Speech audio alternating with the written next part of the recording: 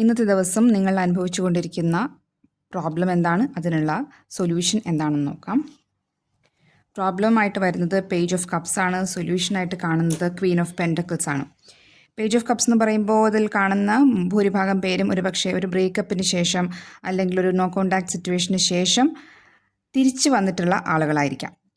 ഒരു ട്രാൻസ്ഫോർമേഷന് ശേഷം, ഒരു വേദനയ്ക്ക് ശേഷം ഒരു പുതിയ എനർജിയിൽ നിൽക്കുന്ന ആളുകളായിരിക്കാം. ഒന്നുകിൽ ആ പഴയ പാർട്ട്ണറോട് തന്നെ ആയിരിക്കാം നിങ്ങൾ വീണ്ടും കണക്റ്റ് ആയിരിക്കുന്നത്, അതല്ലാന്നുണ്ടെങ്കിൽ പുതിയ ആളുമായിട്ടായിരിക്കാം. പുതിയതായി വന്ന ആ ഒരു ഓപ്പർച്യൂണിറ്റിയുടെ എനർജിയിലാണ് നിങ്ങൾ നിൽക്കുന്നത്. ഈ സമയത്ത് നിങ്ങൾ ഗ്രൗണ്ടഡ് ആയിരിക്കുക എന്നുള്ളതാണ് കാർഡ്സ് പറയുന്നത്. ഒരു റിലേഷൻഷിപ്പിൽ നിങ്ങൾക്ക് വിശ്വസിച്ച് ഉപദേശം ചോദിക്കാവുന്ന ഒരു മെൻറ്റർ ഉണ്ടെങ്കിൽ നിങ്ങൾക്ക് ആ മെൻറ്ററോട് ഉപദേശം ചോദിക്കാവുന്നതാണ്. ഇനി അതല്ല എന്നുണ്ടെങ്കിൽ നിങ്ങൾക്ക് നിങ്ങളുടെ തന്നെ ഇൻറ്റ്യൂഷൻ സഹായത്തിനെത്തും. നിങ്ങൾ ഗ്രൗണ്ടഡ് ആയിരിക്കുക. പുതിയ എനർജിയാണെന്ന് നമ്മൾ പറഞ്ഞു.